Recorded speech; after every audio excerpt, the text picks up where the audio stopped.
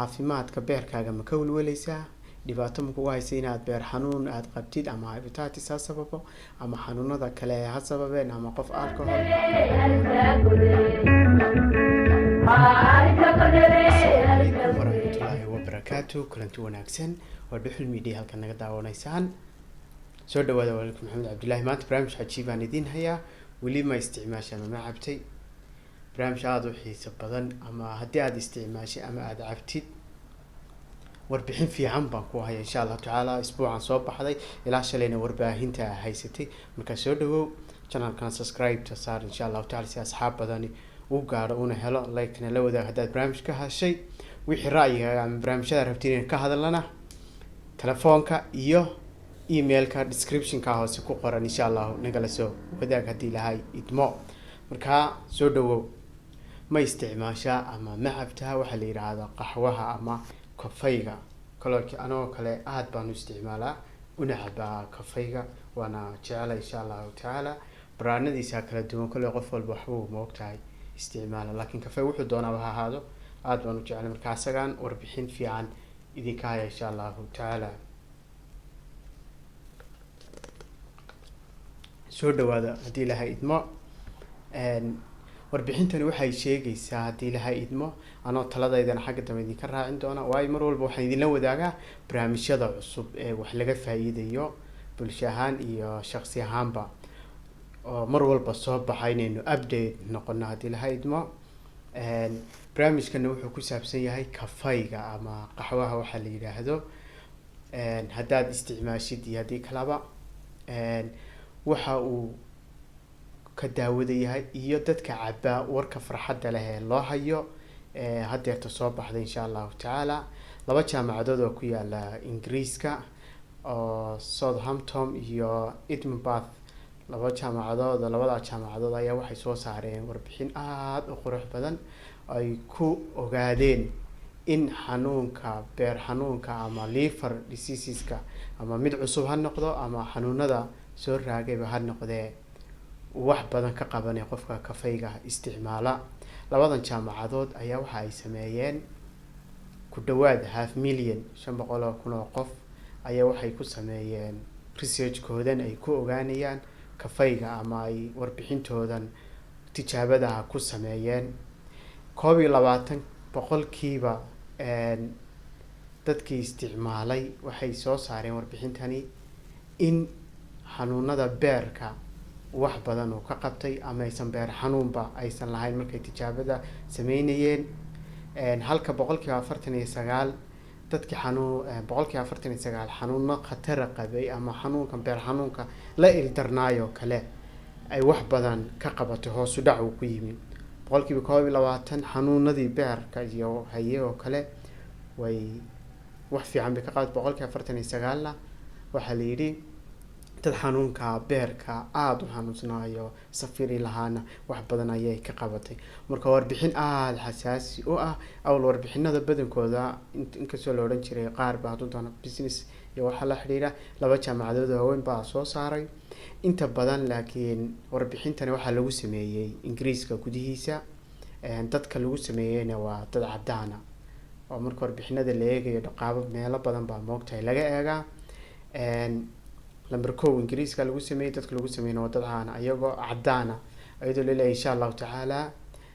si loo xoojiyo in bunka la isticmaalo oo cudurradan laga hortago beerka ku dhacan waa in lagu sameeyaa dad fara badan iyo wadamo kala duwan si natiijo fiican loogu soo helo kadib warbixintani waxay ku boorinaysaa in dadka ay isticmaalaan haddii aad ka mid tahay dadka isticmaala kafayga oo aad bay farxad u tahay sidoo kale aad baan u isticmaalaa inta badan kafayga ama bunka horena warbixino badan baa laga qoray haddaad isticmaashaa joojin waa inaad si isticmaashaa saynis yahanadan warbixintan waxay ku tala jiraanba in si loo yareeyo xanuunka beer xanuunka oo dad badan hadda ay u dhimanayaan ama ay qabaan loo horumariyana in la sameeyo wax la yiraahdo kafaygan aad loo isticmaalo warbixintana xagga hoose ay kula wadaagi doona haddii lahayd idmo linkiga hoose research ugu dambeeyo waxa laga yaabaa adigu sorry waxay soo baxday shalayto marka iyadana waan idinla wadaagi doonaa marka waxay farxad gelisay dhamaan dadkii cabi jiray kafayga oo kale ayagoo farxad bay u tahay ayagoo sara ugu sii qaaday inay isticmaalaan waxa la yiraahdaa kafayga ama bunka xitaa waxa kale oo hadda lagu ogaaday inta badan kaafiinta xitaa ku jirta aad walwalka looga qabay inay yar tahay maadooyin badan oo dhibaatooyin loo way keeni jireen ama xagga hurdada waxa kale oo caajiska marka qofku cabo kale war firfircoonada ka heli jiray oo kale cilmi baaris soo sheegay aad bay ugu yartahay waayo waa cilmi baaris aad loo sameeyay sidoo kale maadooyinka ay dhaheen way ku yartahay waxaa kamid ah kaxawiil iyo kefstol laba maado ayaguna sidoo kale la xiriira arintan dadka markaad cabtid oo kale caajiska waxyaalaha si ka biinayay aad bay ugu yar yihiin baa yiri bunka marka aad bay u muhiim ay u tahay waxaan inta badan lagu daabacay warbixintan warkeyska aan ka ahay public health open access kaasad ka heli karaysaa iyo daraasado badan iyadoo la soo koobayna website-ada baad ka heli karaysaa iyo meelaha xogaha caafimaadka lagu soo bandhigo waxaan hogaaminayay inta badan warbixintan aadka quruxda u badan Dr. Alif Kandi oo kamid ah khabiiradii hogaaminayay arintan isagoo cilmi baaristan sheegay inay daraasadu ay mustaqbal fiican ay u sameynayso waxa la yiraahdo walwalka laga qabay xanuunadan soo badanayay hadda la leeyahay beer xanuunka sidoo kalena booriyay in la isticmaalo asagoo u waramayay ABA science qaybteedaas buu wuxuu sheegay inuu aad u boorinayo kafaygan in la isticmaalo warbixin aad u qurux badan idina waad akhrin karaysaan sideen ognahay beer xanuunka qaybihiisa kala duwan oo dhani waa dhibaato dad badan ayaa u dhinta hadeerta caalamka una jiifa xanuunadaas beerka ee kala duwan waana xubnaha muhiimka sida kaliyaha kale marka warbixinta farxadda lahaan maanta idin la wadaagay waxay tahay hadii aad isticmaashid ama aad tahay dadka caba bunka ama kafayga maanta waxay ka qabanaysaa in aad ay ka yarayso xanuunadii beerka ku dhici lahaa hadaad hore u lahaydna inkastoo dadkan hadda lagu sameeyay wali ay research lagu wado oo ah dadkan hore ma u isticmaali jireen kafayga intii aan lagu sameeyno kala ayadana la eegayo oo hadii hore u isticmaali jireen kala saameyntu lahaa mise waa awooyaashood ama ehelkoodii oo kale oo dad addictive ka mid ahaayeen dadka warbixinta lagu sameeyay marka warbixin bilow fiican weeyaan oo aad u saameynaysa caafimaadkeena waxyaalahan oo kale marka la arkana wellness la wadaaga bulshahan oo aad iyo aad bay soo jiidatay waana ku faraxsanahay inaan idin la wadaago mar walba waxyaalihii update-ka waxyaalo badan baa laga sheegaa kafayga uma fiicna wadnaha inkastoo hadda xitaa warbixinada qudheedu haddaad kaa midow isticmaashid aad isticmaali karaysid oo xagga wadnaha oo kaleba maalintii 2 koob ilaa 3 koob oo kale isku aad bay u fiican tahay marka maxaynu ka faa'iideynaa warbixintan waxaynu ka faa'iideynaa daraasad 2 jaamacadood oo waaweyn sameeyeen meel lagu kalsoon yahayna lagu sameeyay wadanka Ingiriiskana lagu sameeyay